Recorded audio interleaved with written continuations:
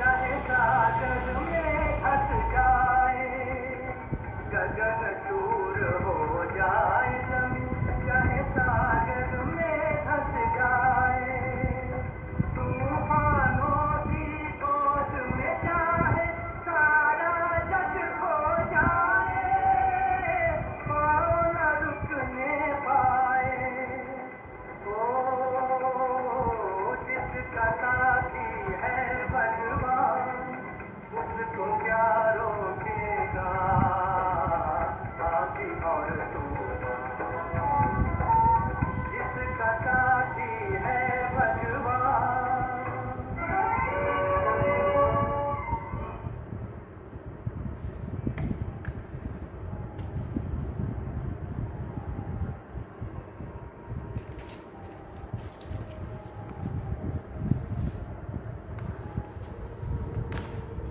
ओम शांति। बाबा good morning. आज बाबा के 25 मई 2023 के महावाक्य हैं।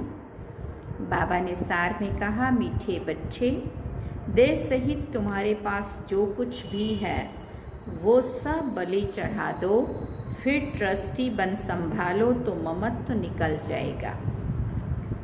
बाबा ने प्रश्न पूछा, हर एक ब्राह्मण बच्चे को कौन सी युक्ति ज़रूर सीखनी चाहिए? तो बाबा ने उत्तर में कहा, सर्विस करने की युक्ति ज़रूर सीखो। शौक होना चाहिए कि कैसे सिद्ध करके बताएं परमात्मा कौन है। तुम्हें बाप की श्रीमत मिली हुई है, सेंसिबल बन सबको बाप का पैगाम सुनाओ। ऐसे अच्छे अच्छे पर्चे कार्ड छपाओ जो मनुष्य को पता पड़े कि परमात्मा को सर्वव्यापी कहना उनकी इंसल्ट करना है। तुम बच्चे तीर्थ यात्रियों की बहुत सर्विस कर सकते हो। गीत सुना जिसका साथी है भगवान। ओम शांति। बच्चों ने गीत सुना। बच्चे ही इसका अर्थ समझते हैं, बाकी जिन्होंने ये गीत गाया है वो इसका अर्थ कुछ भी नहीं समझते हैं। ना उन्हों के साथ भगवान है, ना उन्हों को ये पता है कि भगवान कब आकर अपने बच्चों को स्वर्ग का वर्षा देते हैं। बाप ने ही आकर बच्चों को सन्मुख में अपना परिचय दिया है। वही बाप अब सन्मुख बैठे हैं और तुम सुनते हो। तुम ही तूफानों को समझते हो, वो लोग तो कैलेमिटीज आदि को तूफान समझ लेते हैं। ये तो 5 विकार रूपी माया के तूफान आते हैं। पुरुषार्थ में माया बहुत विघन डालती है, परंतु उनकी परवाह नहीं करनी चाहिए। सिर्फ बाबा को अच्छी रीति याद करने से ही तूफान उड़ जाते हैं। बादशाह का बच्चा होगा, उनको ये निश्चय होगा कि हमारा बाबा बादशाह है, इस बादशाही का मैं मालिक हूँ। नशा रहता है। तुम बच्चों में भी कोई कोई को ऐसा पक्का निश्चय है और बाप को अपना बनाया है। अपना बनाना कोई मासी का घर नहीं है। बस मेरा तो एक शिव बाबा, दूसरा ना कोई। बहुत बच्चे इन बातों को समझते नहीं हैं, इसलिए माया के तूफान हैरान करते हैं और फिर बाप को ही छोड़ देते हैं। दुनिया में भगवान को यथार्थ रीति कोई जानता नहीं है। तुम बच्चे असल में शिवालय के रहने वाले थे, अब वैशाल्य है। इस समय मनुष्य बंदर से भी बदतर बन गए हैं। मनुष्य का क्रोध बंदर से भी तीखा है।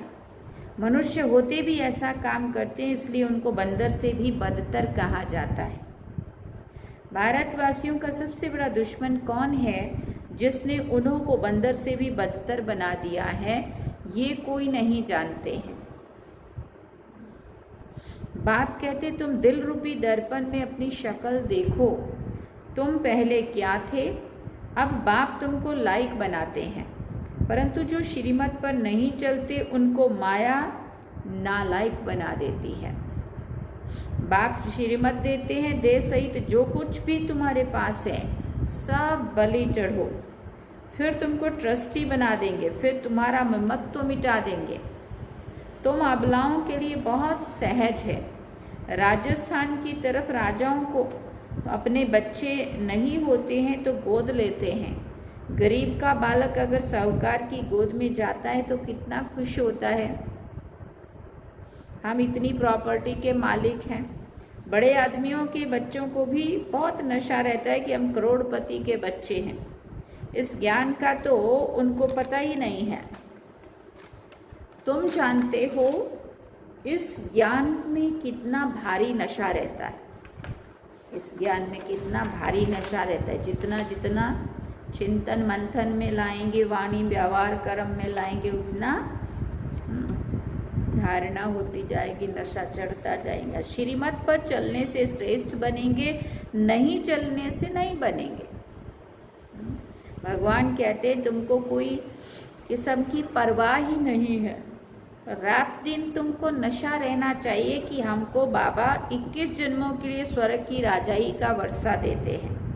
हम बाबा की संतान बने हैं। वास्तव में सब शिव बाबा की संतान हैं, परंतु अब शिव बाबा आकर प्रैक्टिकल में अपना बच्चा बनाते हैं। अभी तुम सन्मुख बैठे हो, जानते हो शिव बाबा हमको अपना बनाकर स्वर्ग के लायक बनाने के लिए मत देते हैं कि बच्चे किसी के नाम रूप में नहीं फंसना है। एक शिव बाबा का नाम रूप ही बुद्धि में रखना है। उनका नाम रूप ही मनुष्यों से न्यारा है। बाप कहते हैं हम तुम्हारे थे, निर्वाण धाम में रहने वाले थे। क्या तुम भूल गए हो हम आत्मा परम धाम, शांति धाम अथवा निर्वाण धाम की रहने वाली हैं। हमारा स्वधर्म शांत है। ये शरीर ऑर्गन्स है कर्म करने के लिए, नहीं तो पार्ट कैसे बजाएंगे। हम आत्मा निराकारी दुनिया की रहवासी हैं, ये बिल्कुल भी नहीं जानते हैं। ये सब बातें मनुष्य ही जानेंगे, जानवर थोड़ी जानेंगे। परमात्मा को सर्वव्यापी कह दिया है तो खुद को भी भूल गए हैं कि हम आत्मा हैं। कहते हैं क्राइस्ट को, इब्राहिम को परमपिता परमात्मा ने भेजा है, तो ज़रूर कोई बाप है भेजने वाला। ये तो तुम जानते हो कि ड्रामा अनुसार हर एक आता रहता है। भेजने करने का तो सवाल ही नहीं उठता है। वो भेजता है कि बुलाता है, बाबा कहते तो सवाल ही नहीं उठता। इस समय मनुष्य अज्ञान अंधेरे में है, न बाप को और न अपने को, न रचना को जानते हैं। मैं आत्मा हूँ, ये शरीर अलग है, हम आत्मा वहाँ से आए हैं। ये सब बातें बाबा ही याद दिलाते हैं और बाप कहते हैं सभी को याद दिलाओ। तुम्हारा निमंत्रण बहुत अच्छा छपा हुआ है। शिव का भी चित्र है, ये बाबा, ये लक्ष्मी नारायण है, वर्षा लिखा हुआ है। परमपिता परमात्मा से आकर लक्ष्मी नारायण जैसा बनने का वर्षा लो। तुम नर से नारायण बनने के स्टूडेंट हो। वो साहूकार आदि के बच्चे पढ़ते होंगे तो कितने खुश होते होंगे, परंतु हमारे आगे तो वो भी कुछ नहीं है। अल्पकाल के सुख के लिए मेहनत करते हैं। तुम बच्चे सदा का सुख पाते हो, जन्म जन्मांतर का सुख पाते हो। ये भी तुम कह सकते हो, कहाँ भी जाओ हाथ में निमंत्रण पत्र हो। बोलो ये सभी आत्माओं का बाप स्वर्ग का रचयिता है। उनसे वर्षा कैसे मिलता है सो लिखा हुआ है। ये निमंत्रण एरोप्लेन से गिरा सकते हो, अखबार में भी डाल सकते हो, बड़े बड़े को निमंत्रण मिल जाएगा। ये एरोप्लेन विनाश के लिए भी है तो तुम्हारी सर्विस के लिए भी है। ये काम गरीब तो कर ना सके, परंतु बाप है ही गरीब निवाज। गरीब ही वर्षा पाते हैं, साहूकार तो ममत्व में फंसे हुए हैं। सरेंडर होने में हृदय विदीर्ण होता है। कन्याओं माताओं का इस समय ही भाग्य उदय होता है। बाप कहते हैं इन माताओं द्वारा ही भारत का और साधु संत विद्वानों का उद्धार करना है। आगे चलकर वो सब आएंगे। आखिर उन्हों को भी तो उनकी भक्ति का फल मिलना है ना। अभी वो लोग समझते हैं हमारे जैसा कोई नहीं है। वो ये नहीं जानते कि गृहस्थ व्यवहार में रहते बाप ने राजयोग सिखाया है। उन्हों का हठ योग कर्म संन्यास अलग है। भगवान तो जरूर आकर स्वर्ग का मालिक बनाएंगे, तो तुमको कितनी खुशी रहनी चाहिए। बाबा भक्ति में भी लक्ष्मी नारायण के चित्र को बहुत प्यार से साथ में रखते थे। श्री कृष्ण के चित्र को देखते भी बहुत खुश होते थे। बाबा बच्चों को समझाते हैं कि अपना और दूसरों का कल्याण करना है तो सर्विस में लग जाओ। हम एम ऑब्जेक्ट तो बहुत क्लियर है। वर्षा है डीटी वर्ड सावरेंटी, ऊपर शिव बाबा, नीचे लक्ष्मी नारायण। कितना सहज है समझाना। तो सबको निमंत्रण देना है, बेहद के बाप से स्वर्ग का वर्षा जरूर मिलना है। जहाँ बहुत लोग जाते हैं वहाँ ये पर्चे जरूर फेंकने चाहिए। कोई कुछ कह नहीं सकता है। अगर कोई कहे कि हम सिद्ध करके समझाएंगे कि बाप जिससे स्वर्ग का वर्षा मिलता है उनको तुम सर्वव्यापी कहते हो, बाप कहते देखो ये मेरी इंसल्ट करते हो, कोई महिमा नहीं कर रहे हो, भजन नहीं गा रहे हो, लेकिन क्या कर रहे हो, परमात्मा का अपमान कर रहे हो। लेकिन उनको पता नहीं, उनको लगता है तो भजन कर रहे हो, तो बड़ा झूम झूम के गा रहे होते। मैं स्वर्ग का मालिक बनाता, मुझे फिर पत्थर ठीकर भीतर में डाल दिया है। अब तुम्हें श्रीमत मिलती है कि ये पर्चे खूब बांटो। अमरनाथ की यात्रा पर झुंड जाते हैं, वहां जाकर बांटो। इसमें लिखा हुआ यज्ञ तप तीर्थ आदि से मैं नहीं मिलता हूँ, परंतु समझाने वाला सेंसिबल चाहिए। समझाना चाहिए कि वो है गॉडफादर। सिर्फ भगवान ईश्वर परमात्मा कहने से पिता अक्षर नहीं आता है, गॉडफादर कहने से पिता अक्षर आता है। हम सभी एक फादर के बच्चे ठहरे। परमात्मा सर्वव्यापी है तो क्या परमात्मा पतित हो गया? क्योंकि सारे तो पतित आत्माएं है ना, तो उनमें प्रवेश करेगा तो क्या पतित हो गया? वो तो ऊंचे थे, ऊंचा है ना, उनका यादगार मंदिर भी है। तो बच्चों को युक्ति से सर्विस करने का शौक चाहिए। यात्रा पर जाकर बहुत सर्विस कर सकते हैं। वो है जिस्मानी यात्री, तुम हो रूहानी यात्री।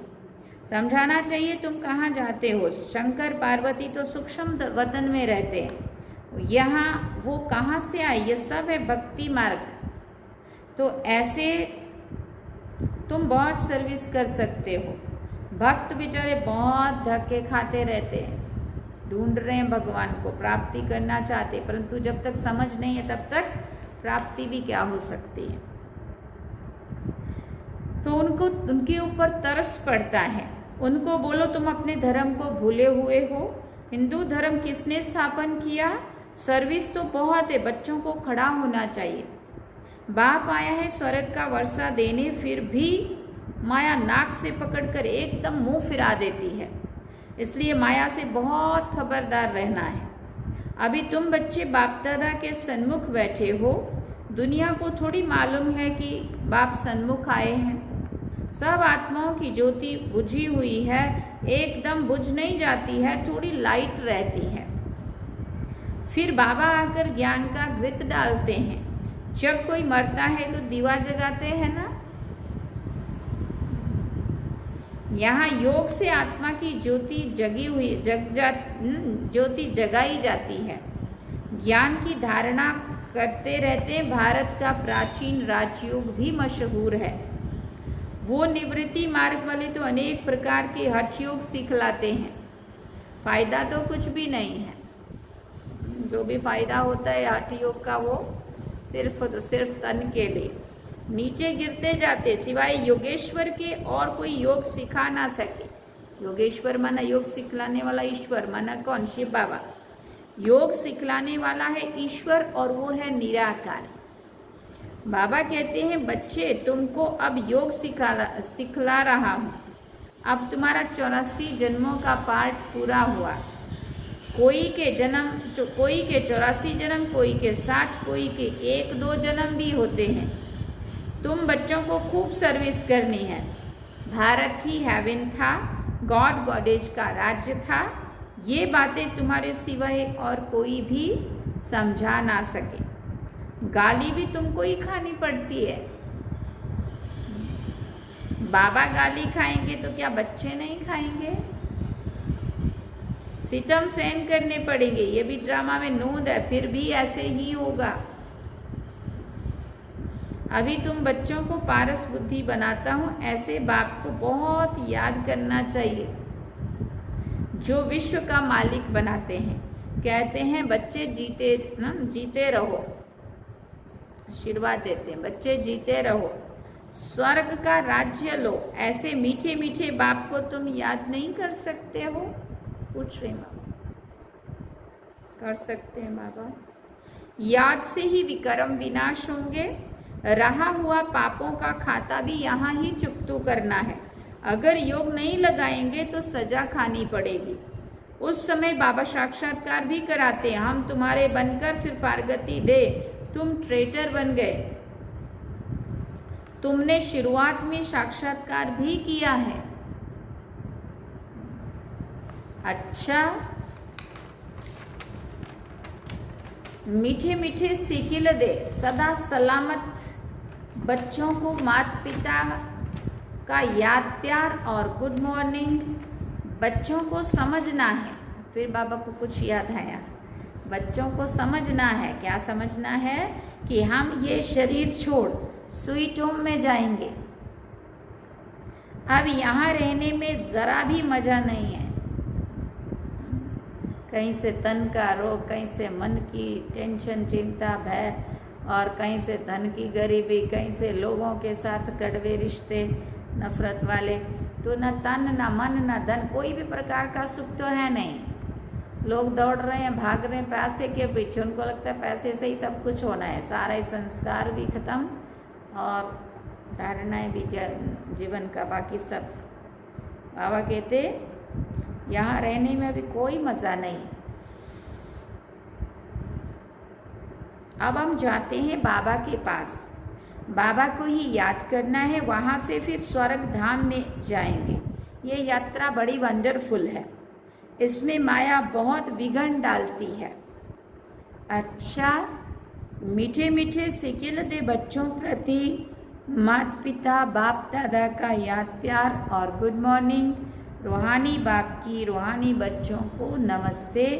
हम रूहानी बच्चों की रूहानी माता पिता बाप दादा को दिल व जान सिकवा प्रेम से याद प्यार, गुड मॉर्निंग, नमस्ते, थैंक यू बाबा, शुक्रिया बाबा। अब धारणा के लिए मुख्य सार है, एक शिव बाबा का नाम रूप बुद्धि में रखना है और किसी के भी नाम रूप में नहीं फंसना है। एक बाबा का ही नाम रूप बुद्धि में रखना है और किसी भी मनुष्य के देहधारी के नाम रूप में नहीं फंसना है। दूसरी बात, माया के तूफानों की परवाह नहीं करनी है। मेरा तो एक शिव बाबा, दूसरा ना कोई। इस विधि से तूफान हटा देने हैं। वरदान में बाबा ने कहा, सदा यथार्थ श्रेष्ठ कर्म द्वारा सफलता का फल प्राप्त करने वाले ज्ञानी योगी तू आत्मा भव। सदा यथार्थ श्रेष्ठ कर्म द्वारा सफलता का फल प्राप्त करने वाले ज्ञानी योगी तू आत्मा भव। जो ज्ञानी और योगी तू आत्मा है, उनके हर कर्म स्वतः ही युक्ति युक्त होते हैं। युक्ति युक्त अर्थात सदा यथार्थ श्रेष्ठ कर्म। कोई भी कर्म रूपी बीज फल के सिवाय नहीं होता है। जो युक्ति युक्त होगा वो जिस समय जो संकल्प, वाणी या कर्म चाहे वो कर सकेगा। उनके संकल्प भी युक्ति युक्त होंगे। ऐसे नहीं कि ये करना नहीं चाहता था, हो गया। सोचना नहीं चाहिए था, सोच लिया। राजयुक्त योग युक्त की निशानी है ही युक्ति युक्त। जो राजयुक्त होगा, योग युक्त होगा, वो हर काम बहुत युक्ति से करेगा। युक्ति युक्त। स्लोगन में बाबा ने कहा, जिनकी दिल बड़ी है उनके भंडारे सदा भरपूर रहते हैं।